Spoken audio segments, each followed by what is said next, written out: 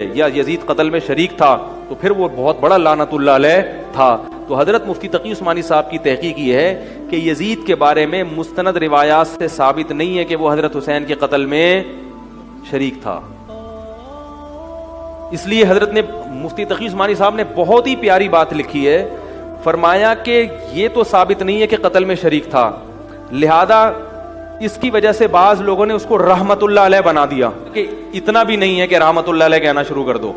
یوں بولو بھائی اللہ تعالیٰ حضرت حسین کے قاتلوں پر 100 مرتبہ لعنت فرمائے، نام لینے کی ضرورت نہیں ہے، کیونکہ تاریخ میں بہت کچھ الٹا پلٹا کر کے مسخ کر کے پیش کیا گیا ہے۔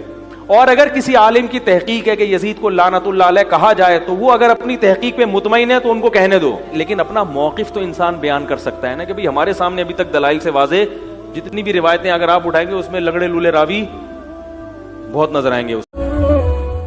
60 ہجری میں یزید تخت نشین ہوا۔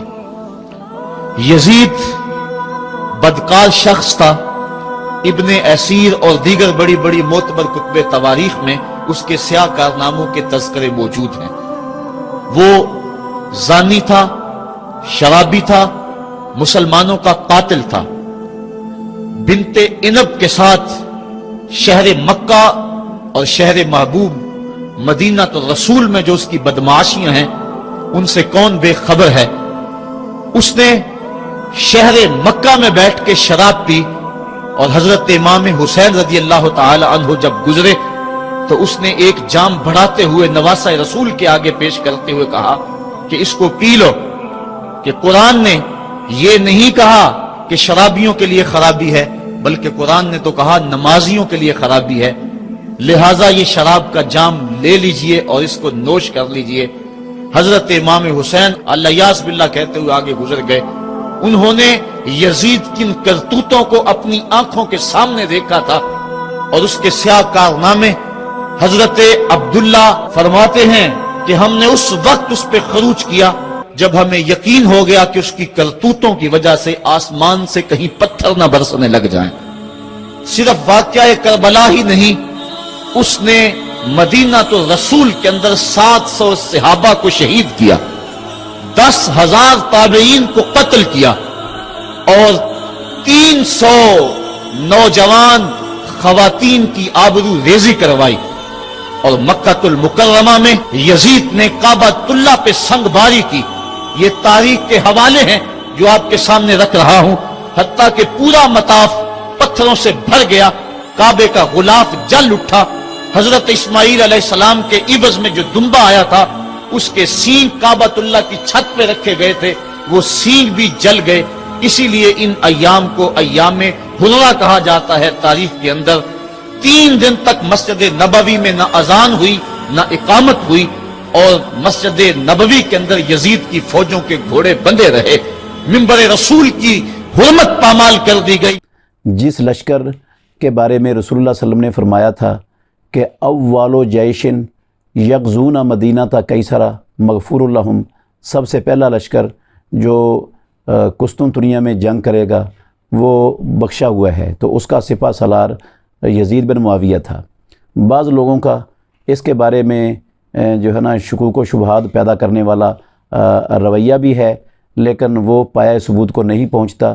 سب سے پہلا لشکر جس نے قسطنطنیہ میں جنگ کی ہے وہ یزید بن معاویہ کی زیر کمان تھا، جس میں حضرت حسین رضی اللہ تعالیٰ عنہ وہ بھی شامل تھے، وہ بھی شریک تھے اس میں۔ تو اس حدیث کی بنا پر وہ مغفور لہم کے اندر انشاءاللہ الرحمن شامل ہے۔ ویسے بھی رسول مکرم صلی اللہ علیہ وسلم نے فرمایا ہے کہ جو مسلمان فوت ہو جائے اس کے وفات کے بعد اس کو برا بلا کہنا چھوڑ دو، اس کو مت برا بلا کہو، اس کو گالیاں نہ دو، اس کی برائیاں بھی بیان نہیں کرو۔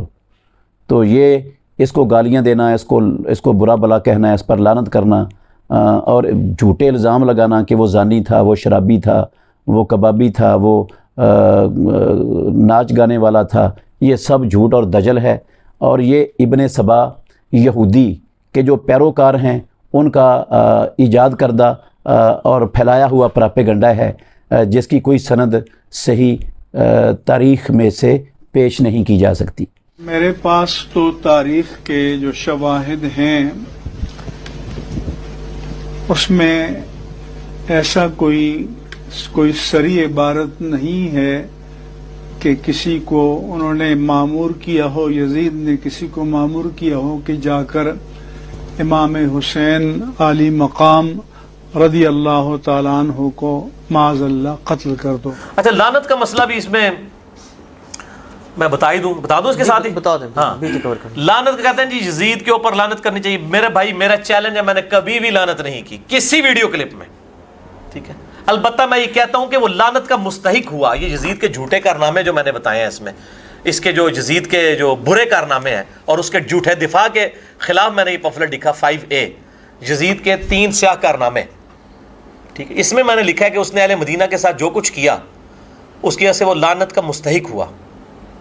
صحیح مسلم کی احادیث کے تحت مستحق ہوا ہے، لیکن ہم لعنت نہیں کرتے۔ اگر کوئی کرتا ہے اس کو روکتے بھی نہیں، کیونکہ قرآن میں آیت ہے سورۃ الاحزاب کی 56 نمبر آیت ہے، ان اللہ و ملائکتہ یصلون علی النبی، اور 57 آپ کو پتہ کیا ہے؟ ان الذین یؤذون اللہ ورسولہ لعنہم اللہ فی الدنیا والآخرہ، جو اللہ اور اس کے رسول کو اذیت دیتے ہیں ان پر لعنت ہے اللہ کی دنیا اور آخرت میں۔ حسین کو شہید کرنے والے اللہ رسول کو اذیت دینے والے ہیں کہ نہیں؟ المستدرک الحاکم میں صحیح سند کے ساتھ ہے، یہ 72 حدیثوں کے اینڈ پہ میں نے ڈالی ہے کہ آپ صلی اللہ علیہ وسلم نے ارشاد فرمایا، 4717 نمبر حدیث ہے کہ اللہ کی قسم جو ہم اہل بیت سے بغض رکھے گا اللہ اسے ضرور دوزخ میں داخل کرے گا۔ اور امام ذہبی نے لکھا ہے کہ یزید ناصبی تھا، حضرت علی سے بغض رکھنے والا تھا، اس سے بھی بڑی بات، جو کہ لٹمس ٹیسٹ ہے ایمان کا۔ صحیح مسلم 240، علی سے محبت نہیں رکھے گا مگر مومن، علی سے بغض نہیں رکھے گا مگر منافق۔ اور اسی کا ایک طریق مستدرک الحاکم میں موجود ہے 4712 اسی حدیث کا، اس میں آپ صلی اللہ علیہ وسلم فرمایا کہ اگر کوئی شخص حجر اسود اور مقام ابراہیم کے درمیان پوری زندگی نمازیں پڑھتا رہے، پاویں رفع دینال پڑھتا رہے، پاویں ہاتھ باندھ کے پاویں ہاتھ چھوڑ کے، اور روزہ رکھتا رہے روزانہ، اور اس حال میں مرے کہ اس کے دل میں بغض اہل بیت ہو، تو اللہ تعالیٰ اسے ضرور دوزخ میں داخل کرے گا۔ تو لعنت سے اگلی بات ہے یہ تو جو لوگ میں جرنل کہتا ہوں، میرے وہ کلپ بھی چڑھا کہتے ہیں دیکھیں اس نے لعنت کی، میں نے جرنل لعنت کی ہے، میں نے کہا اللہ کی لعنت ہو اس پر جس نے سیدنا حسین کو شہید کیا۔ یہ تو جرنل میں بات کر رہا ہوں، تو انہوں کو تکلیف ہو جاتی ہے، وہ کہتے ہیں جی آپ تو لعنت نہیں مسلمان پہ کرنی چاہیے۔ اچھا تو انہوں پتہ ہے پھر کیڑا مسلمان نے لعنت کی تھی؟ قرآن میں آیا، میں بائی نیم نہیں کر رہا، ٹھیک ہے نا؟ اور یہ بات ڈاکٹر ذاکر نائک جن کی میں عزت بھی کرتا ہوں، اختلاف رائے بھی یزید کے بارے میں نے ان کے خلاف یہ لیکچر بھی ریکارڈ کرایا مسئلہ 61 اور یہ پمفلٹ بھی لکھا، ان کی عزت بھی کرتا ہوں۔ انہوں نے بھی یہ بات کی تھی کہ میں آج کی ڈیٹ میں لعنت کرتا ہوں اس شخص پہ جس نے حسین ابن علی کو شہید کیا۔ باقی وہ تعویل کرتے ہیں اپنے بزرگوں کی وجہ سے کہ وہ یزید یا یہ لوگ نہیں، یہ کوئی اور ہیں۔ وہ ابن تیمیہ نے میں خلق ہے، صحیح ہے۔ ہاں تو وہ تو مطلب بائی نیم ہم لعنت نہیں کر رہے، لیکن جرنل تو ہمیں کرنے تھے۔ ہم کہتے ہیں جس نے اہل مدینہ کو لوٹا اس پہ اللہ کی لعنت، فرشتوں کی لعنت، تمام لعنت کرنے والوں کی لعنت نبی صلی اللہ علیہ وسلم نے کی ہے، ٹھیک ہے جی۔